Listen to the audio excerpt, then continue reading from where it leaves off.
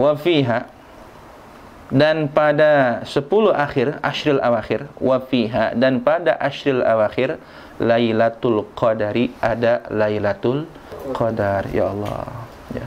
Wa yaqulu, dan hendaklah ia ucapkan fiha, pada saat atau pada saat ashrul awakhir, Allahumma innaka afuwun tuhibbul afwa fa'fu anni. Ini doa yang paling sahih, yang paling dianjurkan untuk dibaca pada saat-saat ini, akhir menjelang Ramadan. Doa yang insya Allah dengan doa ini kita akan didekatkan oleh Allah, bisa beribadah di malam Lailatul Qadar, ya. Allahumma innaka afuwun tuhibbul afwa fa'fu anni.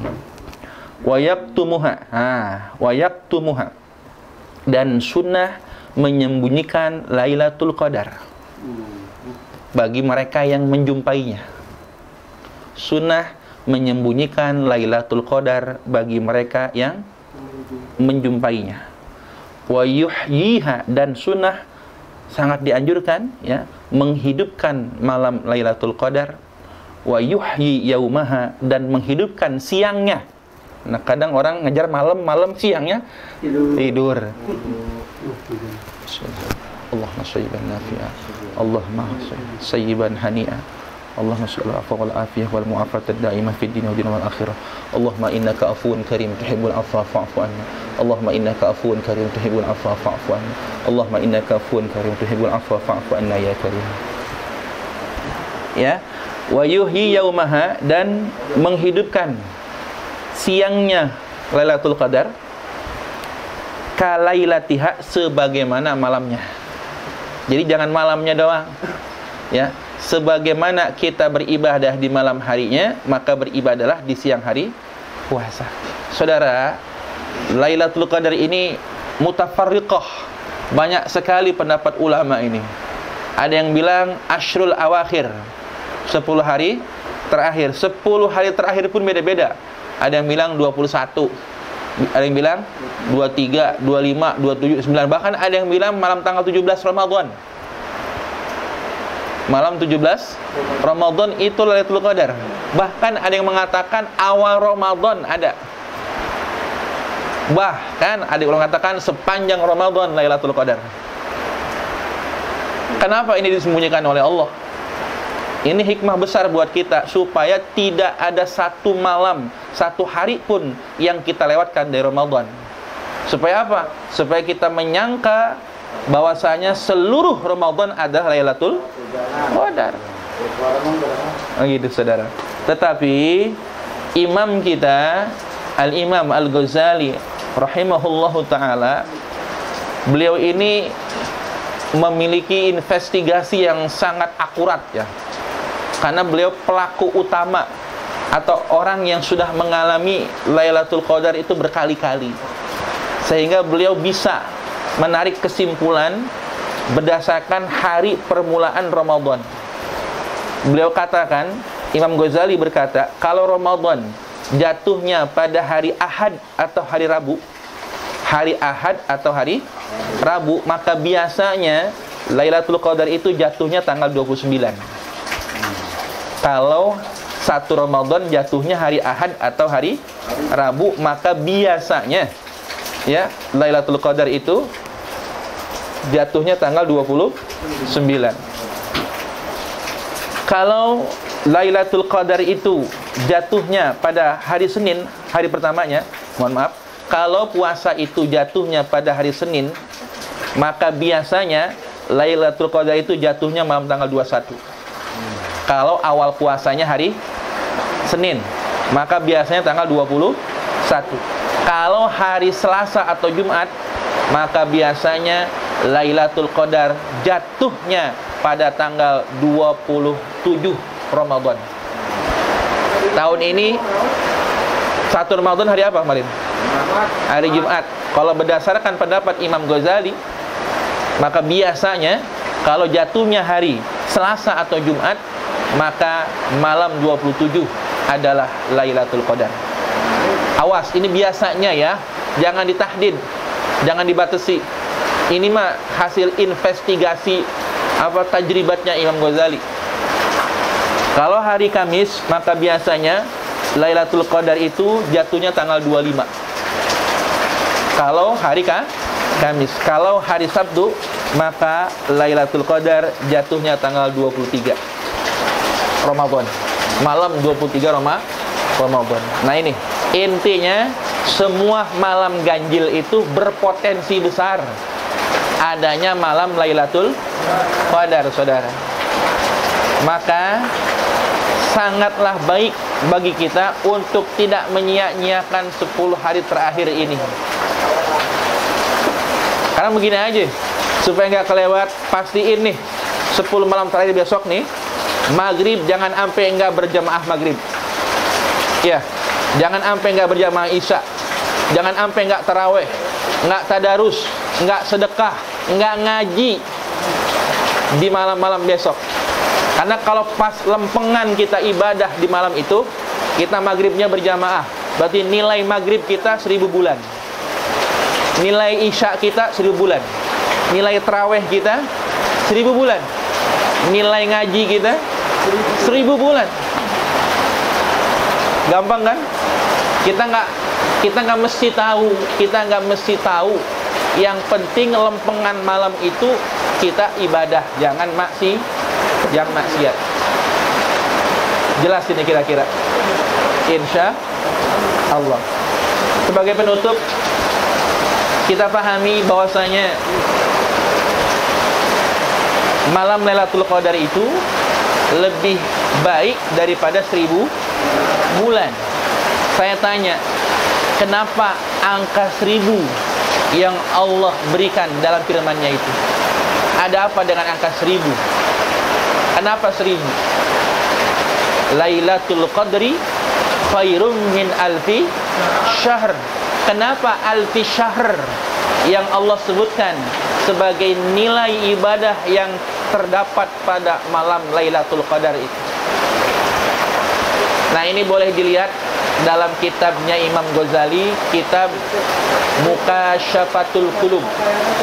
Angka 1000 ini, kalau Imam Ghazali dalam kitabnya Mukasyafatul Qulub, ternyata ini diambil sebuah riwayat.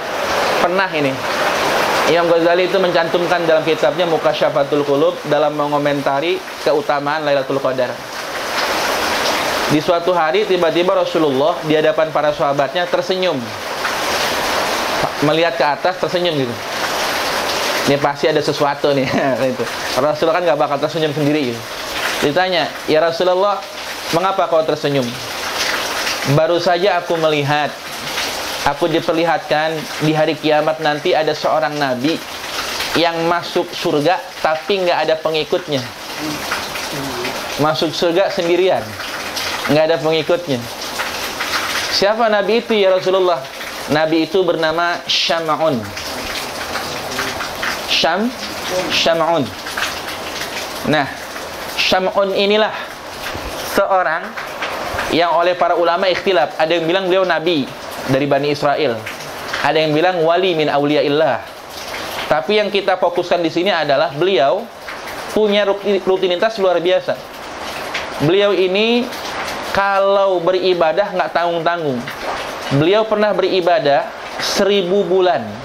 Siangnya puasa, malamnya sholat. Selama 1000 bulan. Siangnya puasa, malamnya sholat. Dan bukan cuma puasa dan sholat saja. Beliau berjihad fi sabilillah melawan orang-orang kafir sampai ribuan, bahkan tak terhitung jumlah orang kafir binasa di tangan beliau. Kondisinya puasa. Dan uniknya, beliau ini nggak punya senjata. Ngelawan segitu banyak orang kafir, nggak punya senjata. Senjata yang beliau punya namanya Lihya Jamal. Lihya Jamal. Apa tuh? Nih, tulang rahang onta. Onta kan panjang tuh. Nah, ini tulang rahang onta nih. Beliau bikin pedang. Rahang onta. Lihya Jamal. Dibikin pedang. Pakai senjata itulah beliau mengalahkan yang diceritakan sekali beliau sabetkan senjata itu, maka ratusan orang terkapar. Itu aja senjatanya. Tulang rahang onta. Namanya siapa tadi? Syam'un. Kalau dalam bahasa Arab itu syamshawan atau syam'un. Kalau dalam bahasa Ibrani Simson.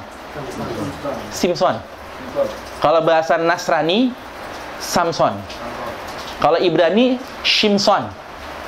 Kalau bahasa Nasrani Shamson. Nah, kalau bahasa Arab Syam'un. Syam'un al-Ghazi. Syam'un al-Ghazi. Syam'un, ulama mengatakan, ada yang mengatakan Syam'un ini dari kata Sami'un. Artinya apa? Allah Maha mendengar. Sami'un. Ada yang mengatakan Syam'un ini dari kata Syamsun. Matahari. Al-Ghazi. Ghazi ini nama daerah di Palestina. Gaza. Jadi Syamsun al-Ghazi, Syamsun dari Gaza, Palestina. Nah, ini ikhtilaf ulama memang. Tapi Imam Ibnu Katsir sebut-sebutin tuh namanya di dalam tafsir itu. Ada nabi namanya Syam'un. Ada yang bilang Syam'un, ada yang bilang Samuel.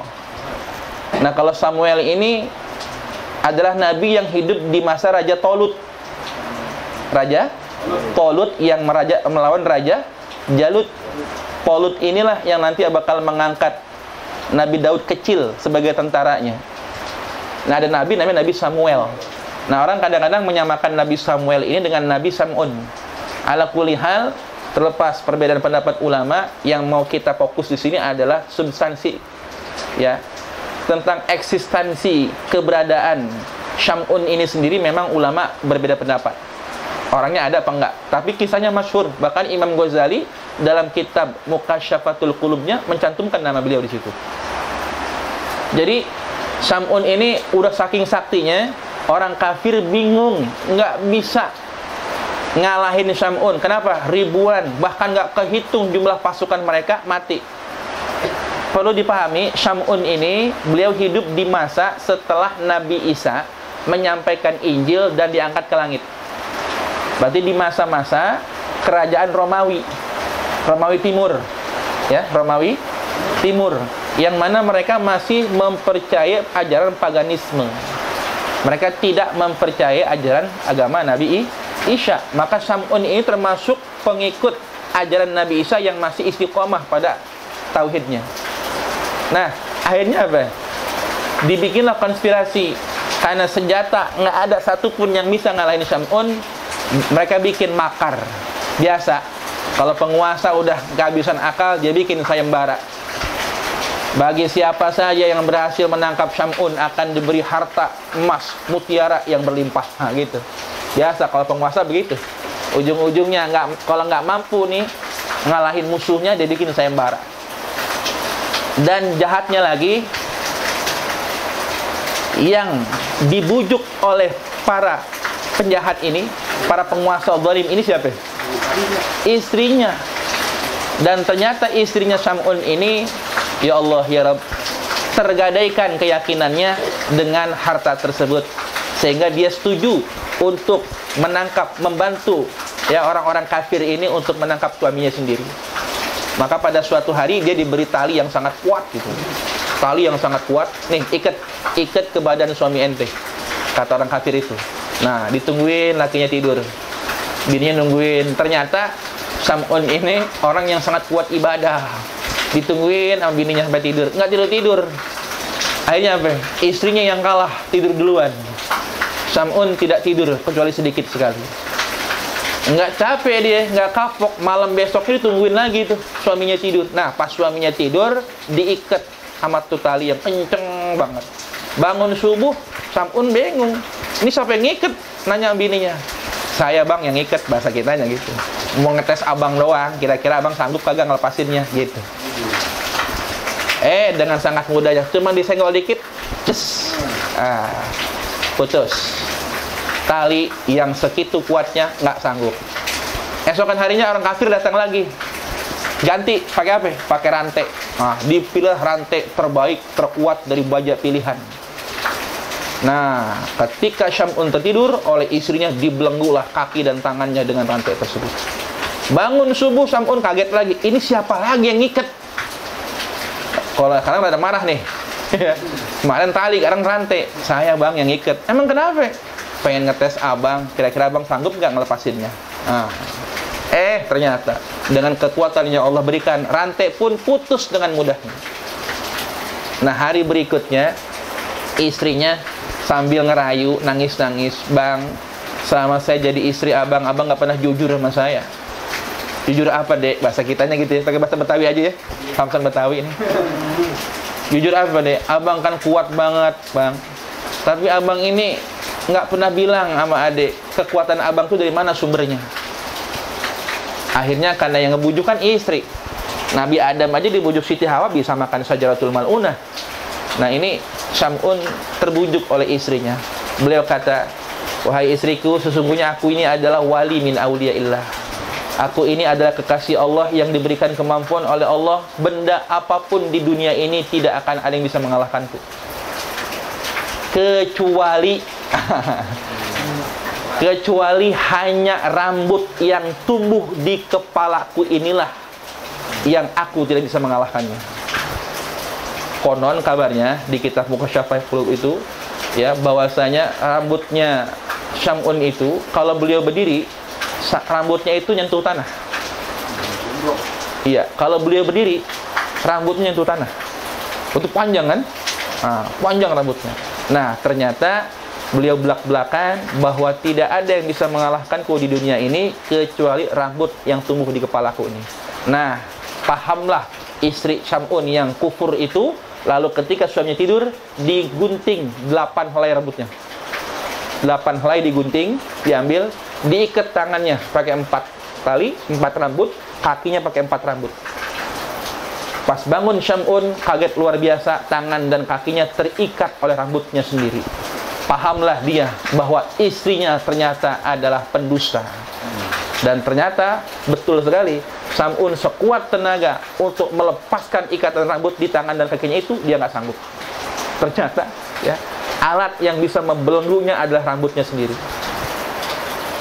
Ya, akhirnya datanglah orang-orang kafir itu, udah tergeletak, dibawalah Syam'un ke istana mereka. Istana itu kata Imam Ghazali lebarnya sekitar 400 hasta. 400 hasta. Satu hasta itu 48 cm kurang lebih. Kalikan 400. Ya. Ya sekitar berapa? Ya cukup lebar lah ya. 400 hasta. Diikat beliau di 2 tiang. Jadi ada 2 tiang utama istana itu, yang mana tiang ini menghubungkan semua pondasi istana itu. Ini tiang utama, soko utamanya 2 tiang itu. Nah, Syam'un itu diikat di 2 tiang itu. Diikat dan dimulailah penyiksaan yang sangat tidak manusiawi itu. Ya. Syam'un oleh mereka orang-orang kafir itu dipotong telinganya. Yang pertama telinga kirinya dipotong. Dipotong telinga kirinya. Lalu telinga kanannya. Tidak cukup sampai di situ, bibirnya dipotong juga. Bibirnya dipotong. Tidak sampai di situ, ya, hidungnya pun dipotong. Dan terakhir, kedua mata Syam'un mereka tusuk dengan benda tajam, ya, sehingga buta kedua matanya. Bayangin, penyiksaan yang begitu sangat pedih dan disaksikan oleh istrinya sendiri si kufur itu. Nggak ada rasa perih kemanusiaan untuk istrinya. Lihat sendiri, seluruh, karena ini tontonan yang luar biasa, ya.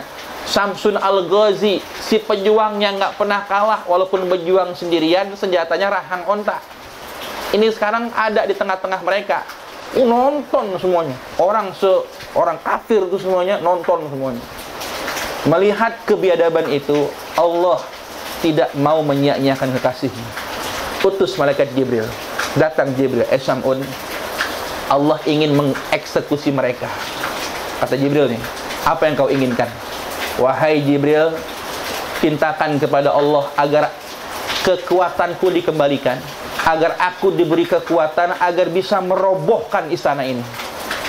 Maka saat itu pula Syam'un oleh Allah diberi kekuatan, dengan kedua tangan yang lemah itu, ya, Allah berikan kekuatan, dua tiang penyangga utama itu dirobohkan dengan dua tangannya. Maka seluruh orang-orang kafir yang kebetulan saat itu ngumpul semuanya, mati termasuk istrinya. Semuanya binasa tanpa terkecuali. Tertimpa istananya megah itu. Kecuali hanya Syam'un saja yang tersisa. Dan oleh Allah Subhanahu wa ta'ala, telinganya, hidungnya, bibirnya, dan matanya dikembalikan seperti sedia kala. Ya, dan saat itulah dia berjanji kepada Allah, di sisa umurnya dia nggak akan berhenti-hentinya siang puasa, malamnya tahajud, sholat, dan berjuang jihad fi sabilillah, ngangkat senjata rahan onta sampai usianya berakhir. Dan sampai usia berakhir semenjak kejadian itu adalah 1000 tahun atau 1000 bulan, maaf. 1000 bulan. Nah, makanya para sahabat yang mendengar kisah ini ya menangis. Para sahabat satu menangis, kenapa? Menangis, ya Rasulullah, betapa besar pahala yang didapatkan oleh Syam'un itu. Apakah kami bisa seperti Syam'un, ya Rasulullah? Rasulullah terdiam sejenak dan tiba-tiba datanglah malaikat Jibril bawa wahyu. Inna anzalnahu fi lailatul qadr wa ma adraka ma lailatul qadr. Lailatul qadri khairum min alfi syahr tanazzalul malaikatu warruhu fiha biizni rabbihim min kulli amr salamun hiya hatta matla'il fajr. Itu sebagian daripada riwayat mengapa ada kalimat 1000 bulan di situ. Ternyata umat yang istimewa ini ya, mereka tidak mesti berjuang setangguh, sehebat, sebegitu luar biasa laksana Syam'un Al-Ghazi. Mereka cukup beribadah di satu malam saja, maka ibadah yang dahsyat yang dilakukan Syam'un Al-Ghazi itu mereka bisa mendapatkannya. Siang harinya puasa dan berjihad, malam harinya sholat, selama 1000 bulan diperoleh hanya dengan ibadah satu malam saja. Syam'un Al-Ghazi harus mendapatkan ujian yang luar biasa untuk mendapatkan fadilah itu. Umat ini hanya cukup beribadah di satu malam itu saja. Inilah hebatnya umat Nabi Muhammad sallallahu alaihi wasallam, saudara sekalian. Nah, ini kisah Syam'un Al-Ghazi, seorang wali min auliyaillah. Tiba di riwayat seorang nabi, wallahu alam, ya. Ala kulli hal, bahwasanya yang kita perhatikan di sini adalah betapa dahsyatnya amal ibadah yang dilakukan pada malam Lailatul Qadar tersebut. Kalau dikonversikan kepada nilai tahun, 1000 dibagi 12 bulan sama dengan 83 tahun, 4 bulan, 3 minggu, 3 jam, 3 menit, 3 detik. Itu buat yang kalau usianya cukup. Belum tentu kita nyampe di usia 83 tahun. Nah, ini saudara sekalian. Dan ini sahih, dalilnya dari Al-Quran. Nggak mungkin ada perdebatan sama sekali. Ya, mudah-mudahan kita tergolong orang yang dapat menghidupkan malam Lailatul Qadar dan berjumpa dengannya. Imam An-Nawawi disebutkan mendapatkan Lailatul Qadar pada usianya masih kanak-kanak, dan itu pun ketika beliau berada di dalam rumahnya. Jadi cahaya menghampiri wajahnya dan turun di wajah beliau di rumahnya waktu masih anak-anaknya Imam Nawawi. Jadi ternyata Lailatul Qadar ini buktinya ya tidak mesti turun pada orang dewasa, anak-anak kecil pun bisa. Ya, siapapun dia, asalkan dia hamba Allah yang terpilih akan mendapatkan Lailatul Qadar. Makanya sekarang pantaskan diri untuk mendapatkan Lailatul Qadar. Insya Allah.